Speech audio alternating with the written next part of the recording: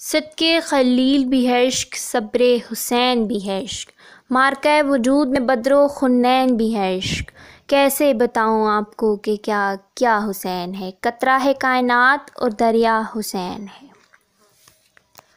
واقعہ کربلا اسلام کا وہ پرسوز واقعہ ہے جو قیامت تک نہیں بھلایا جا سکتا، جس میں نواسہ رسول صلی اللہ علیہ وآلہ وسلم حضرت امام حسین رضی اللہ تعالیٰ عنہ کو شہید کیا گیا۔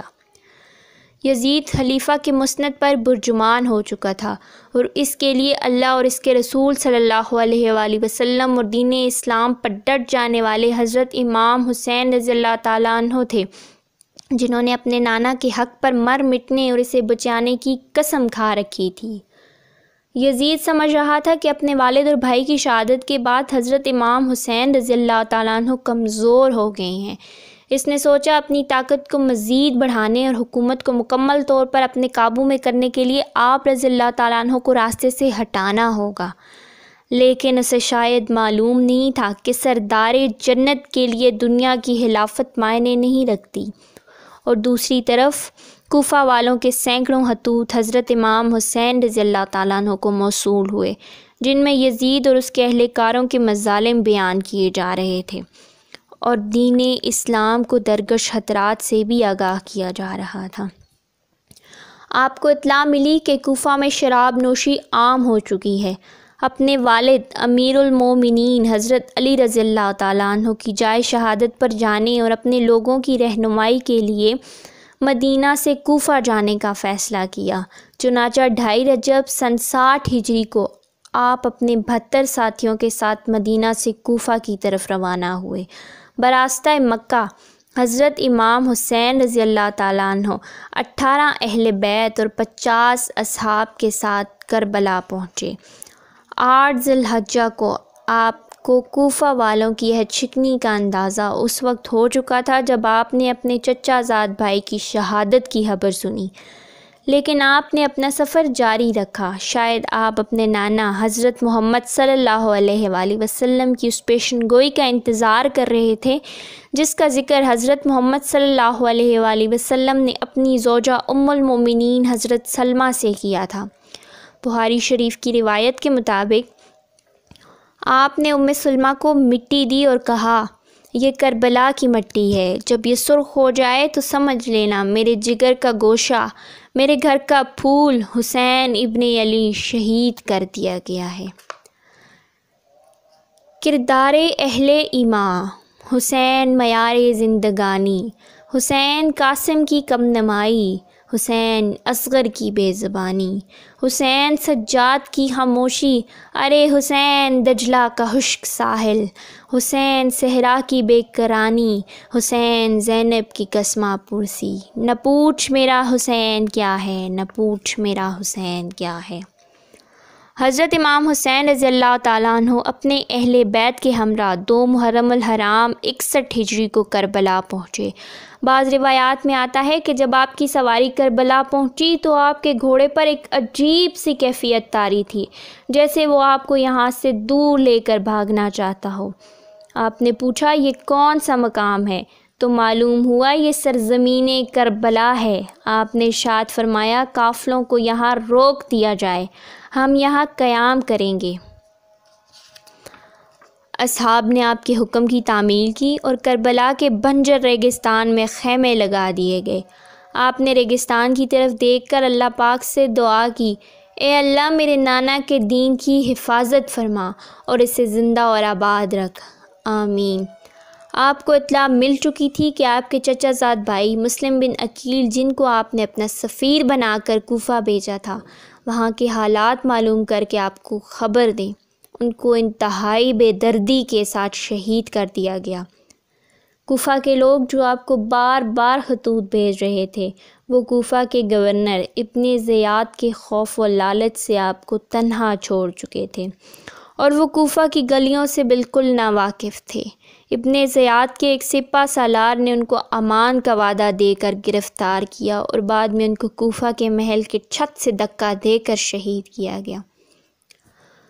اپنے چچا زاد بھائی کی شہادت کا صدمہ اور کوفہ والوں کی بے وفائی کا افسوس آپ کو آگے بڑھنے پر مجبور کر رہا تھا، اور مقصد اتنا بڑا تھا کہ ہٹ نہیں سکتے تھے۔ حضرت امام حسین رضی اللہ تعالیٰ عنہ کوفہ سے سینکڑوں خطوط موصول کرنے کے بعد ان کے جواب میں جو آپ رضی اللہ تعالیٰ عنہ نے مسلم بن عقیل کے ہاتھ خطوط بھیجے، اس کے الفاظ کچھ یوں تھے۔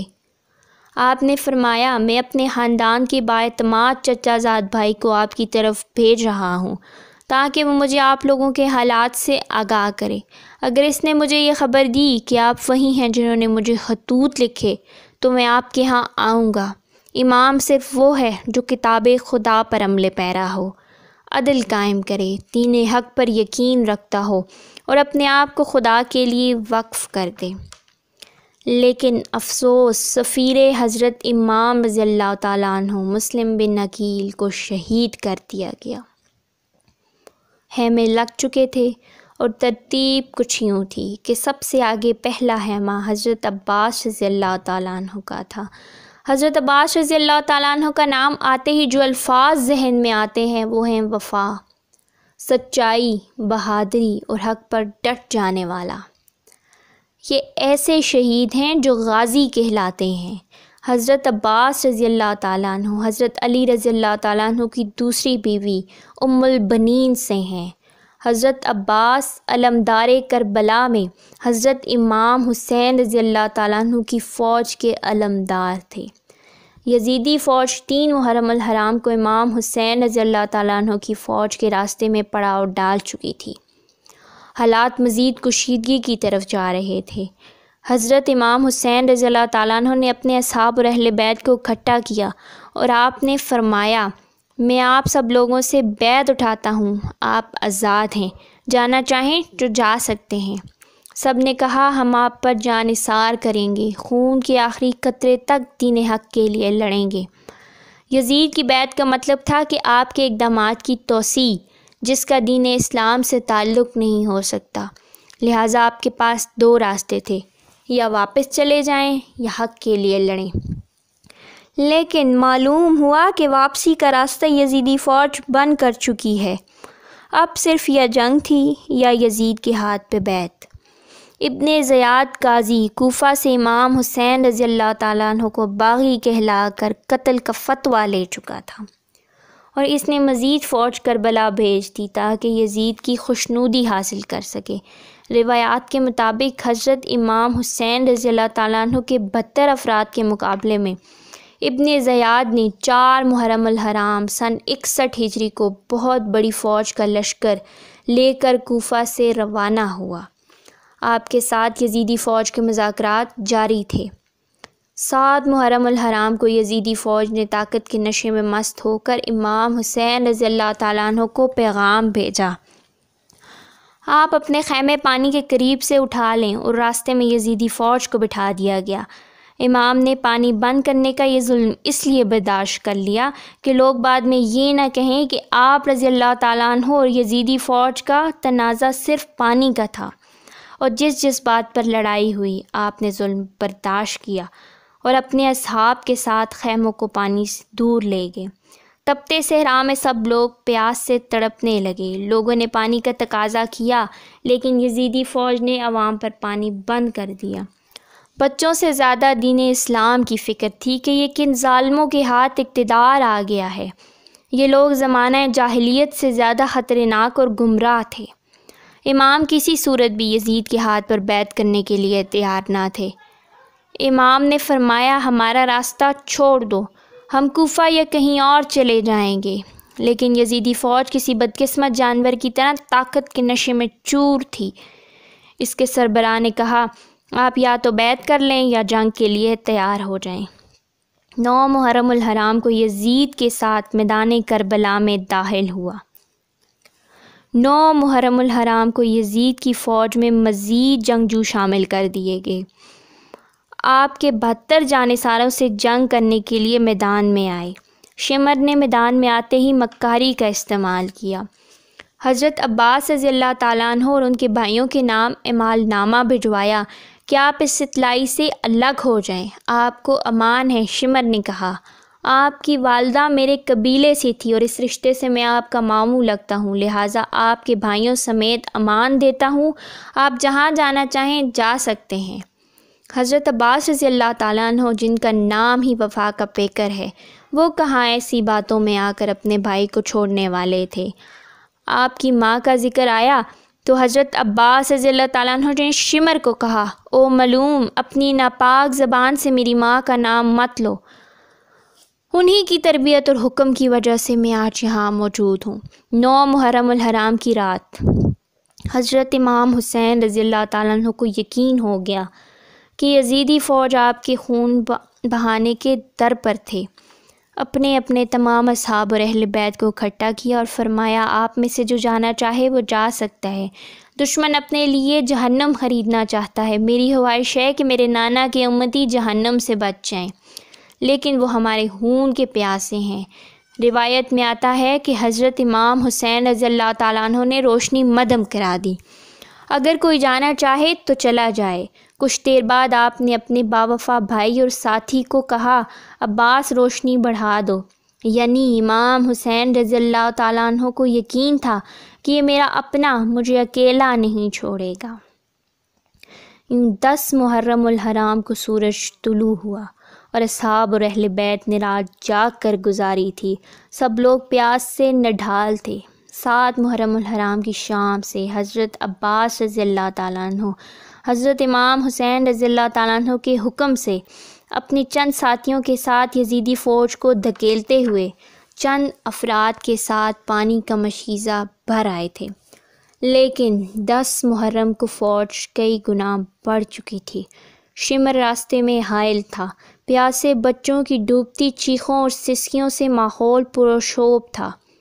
حضرت امام حسین رضی اللہ تعالیٰ عنہ کی 4 سالہ بیٹی حضرت بی بی سکینہ پیاس سے نڈھال تھیں۔ انہوں نے اپنے چچا حضرت عباس سے پانی کا تقاضا کیا۔ حضرت عباس بی بی سکینہ اور بلی اصغر کے لیے پانی لینے نکلے۔ آپ کے ایک ہاتھ میں علم تھا اور ایک ہاتھ میں تلوار۔ آپ نے اپنی مشکیزے کو پشت پر لٹکایا اور حضرت امام حسین رضی اللہ تعالیٰ عنہ کی اجازت سے پانی لینے روانہ ہوئے۔ یزیدی دشمن گھاٹ لگائے بیٹھے تھے۔ علی زادہ کی ہیبت اتنی تھی کہ کوئی سامنے آنے کی جرأت نہیں کرتا تھا۔ یزیدی فوج کو پیچھے دھکیلتے اور رونتے ہوئے پانی تک جا پہنچے۔ آپ نے مشکیزے کو پانی سے بھرا اور اپنے سامنے گھوڑے پر رکھ دیا۔ حضرت عباس جلدی سے گھوڑا خیموں کی طرف دوڑا رہے تھے۔ کسی تیر انداز نے تیر مشکیزے پر مارا تو پانی ضائع ہونے لگا۔ آپ نے اپنا مولا کالم نیچے نہیں کیے اور اپنی جان کی پرواہ کیے بغیر تلوار والا ہاتھ مشکیزے پر رکھ دیا اور پرچم بلند رکھا۔ تلوار ہاتھ میں نہ ہونے کا فائدہ اٹھاتے ہوئے یزیدی سپاہی جو درخت کے اوڑے میں چھپا تھا، تلوار سے جس ہاتھ میں علم تھا وہ بازو شہید کر دیا۔ حضرت عباس نے درد کی شدت کے باوجود علم دوسرے ہاتھ میں تھام لیا۔ تیر اور مشکیزے پر لگے، پانی اور تیزی سے ضائع ہونے لگا۔ اسی اثناء میں دوسرا بازو بھی شہید کر دیا۔ علی زادے کو بے دردی سے زخمی کر دیا گیا۔ آپ کے دونوں بازو شہید ہو چکے تھے، لیکن آپ ابھی بھی زندہ تھے۔ شاید اسی نسبت سے آپ کو غازی کا لقب دیا جاتا ہے۔ ایک بدبخت نے پیچھے سے آپ کے سر مبارک پر پرچی کی ضرب لگائی اور آپ کو شہید کر دیا۔ ایک ایک کر کے تمام جانثار آپ پر جانیں قربان کر رہے تھے۔ حضرت امام حسین رضی اللہ تعالیٰ عنہ آخر تک ان ظالموں کو یہی ترغیب دیتے رہے کہ اے ظالموں، کیوں اپنے لیے جہنم خریدتے ہو، لیکن انہوں نے آپ کی ایک نہ مانی اور ایک ایک کر کے آپ نے تمام ساتھیوں کو شہید کر دیا۔ بالآخر آپ میدان جنگ میں اترے اور یزیدی فوج کی صفوں کی صفیں الٹ دیں۔ رسول صلی اللہ علیہ وآلہ وسلم کے نواسے نے یزیدی فوج پر قہر بن کے ٹوٹے۔ 10 محرم الحرام عصر کی نماز کا وقت ہوا۔ آپ گھوڑے پر سے اترے، ریت سے تیمم کیا اور نماز کے لیے کھڑے ہو گئے۔ یزیدی فوج کے بزدل سپاہی جو قریب ہی منڈلا رہے تھے حضرت امام حسین رضی اللہ تعالیٰ عنہ کی نماز میں مصروف ہونے کی وجہ سے آپ پر حملہ کرنے کی جرأت پائی اور چاروں طرف سے آپ پر تیروں کی برسات کر دی۔ نماز میں مصروف ہونے کی وجہ سے حضرت امام حسین رضی اللہ تعالیٰ عنہ کو تیروں کی تکلیف کا اندازہ نہیں تھا۔ یزیدی بدبختوں کو شاید یہ معلوم نہیں تھا کہ یہ علی زادہ ہے، اور حضرت علی بھی جب نماز میں مصروف ہوتے تو اس قدر نماز میں ڈوب جاتے کہ تکلیف کا اندازہ نہیں ہوتا تھا۔ جب حضرت امام حسین رضی اللہ تعالیٰ عنہ سجدے میں گئے تو شمر نے اپنی تلوار کی ضرب سے آپ کا سر جسم سے الگ کر دیا اور اس کو نیزے پر بلند کیا۔ حضرت زینب رضی اللہ تعالیٰ عنہ یہ سارا منظر اپنی آنکھوں سے دیکھ رہی تھی۔ خیموں سے بیویوں کی رونے کی آوازیں آئیں تو یزیدی فوجیوں نے خیموں میں آگ لگا دی، خواتین کے سروں سے دوپٹے چھین لیے اور سب کو قیدی بنا کر یزید کے دربار میں پیش کیا گیا۔ وہ جو جھکی تو تم نے سنا نہیں، وہ جو جھکی تو تم نے سنا نہیں، وہ میری عمر بھر کا ریاض تھا، میرے درد کی تھی وہ داستاں، جسے تم ہنسی میں اڑا گئے، جسے تم ہنسی میں اڑا گئے۔ قتل حسین اصل میں مرگ یزید ہے، قتل حسین اصل میں مرگ یزید ہے۔ اسلام زندہ ہوتا ہے ہر کربلا کے بعد، اسلام زندہ ہوتا ہے ہر کربلا کے بعد۔